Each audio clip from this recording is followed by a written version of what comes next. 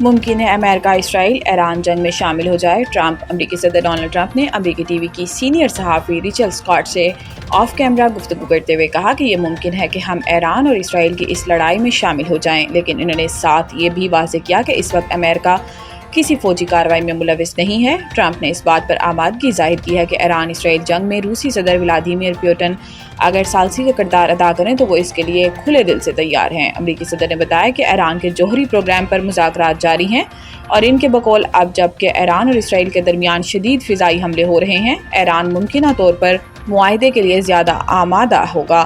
یاد رہے کہ جمعہ کی صبح اسرائیل کی جانب سے ایران پر بڑے حملے اور پھر ایران کی جانب سے جوابی کارروائی کے بعد خطے کی صورتحال انتہائی کشیدہ ہو چکی ہے۔ ایران نے اتوار کو امریکہ کے ساتھ مذاکرات کا چھٹا دور منسوخ کر دیا تھا جو کہ پہلے سے طے شدہ تھا۔ وزیر اعظم نے ٹیکس فراڈ کرنے والے تاجروں کی گرفتاری کی تجویز کا نوٹس لے لیا ہے۔ ذرائع کا کہنا ہے کہ اجلاس میں وزیر خزانہ، چیئرمین ایف بی آر اور وزیر قانون شریک ہوں گے۔ فائنانس بل میں شامل اس چیک کے تحت ایف بی آر کے کمشنر کو ٹیکس چوری یا فراڈ میں ملوث تاجروں کو بغیر وارنٹ گرفتار کرنے اور سزائیں 10 سال تک بڑھانے کی تجویز شامل کی گئی ہے۔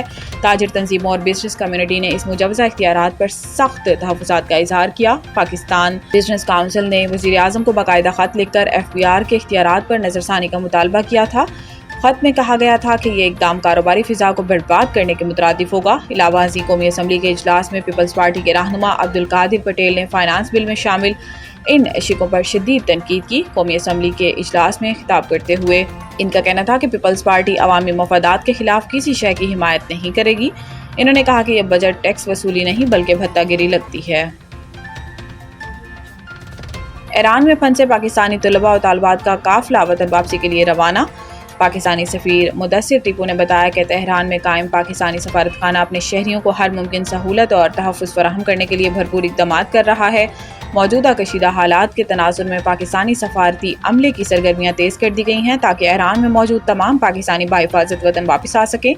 وزارت خارجہ کی جانب سے بھی بارڈر پر انتظامات کو حتمی شکل دے دی گئی۔ مشرق وسطیٰ میں جنگی صورتحال کے بعد ایران اور عراق میں ہزاروں پاکستانی مذہبی سیاح اور دیگر افراد پھنس گئے ہیں، جبکہ متاثرہ افراد کو پاکستانی سفارت خانوں سے بھی رابطے میں شدید مشکلات کا سامنا ہے۔ تہران اور بغداد میں جاری کشیدہ صورتحال کے باعث ایران اور عراق میں ہزاروں پاکستانی مذہبی سیاحوں دیگر افراد پھنس گئے۔ پھنسے ہوئے پاکستانیوں کا کہنا ہے کہ تہران میں پاکستانی سفارت خانے کا واحد ایمرجنسی نمبر بند ہے، جبکہ عراق میں بھی پاکستانی سفارت خانے کی ایمرجنسی نمبرز کوئی نہیں اٹھا رہا۔ ملزم کی ضد کی وجہ سے نتیجہ حاصل نہیں ہوا، عمران خان کے پولی گراف ٹیسٹ کی درخواست کا تحریری حکم نامہ جاری۔ لاہور کی انسداد دہشت گردی عدالت کے جج منظر علی گل نے عمران خان کی پولی گراف اور فوٹوگرامیٹک ٹیسٹ کرانے کی درخواست پر 3 صفحات پر مشتمل تحریری فیصلہ جاری کیا۔ اے ٹی سی جج نے فیصلے میں کہا کہ عدالت نے بانی پی ٹی آئی کو بے گناہ ثابت کرنے کے لیے بڑا منصفانہ موقع دیا، مگر ملزم کی ضد اور انکار کی وجہ سے کوئی نتیجہ حاصل نہیں ہو سکا۔ عدالتی حکم نامے میں کہا گیا ہے کہ عام ملزم کے پاس ٹیسٹ کروانے سے انکار کرنے کا چانس نہیں ہوتا۔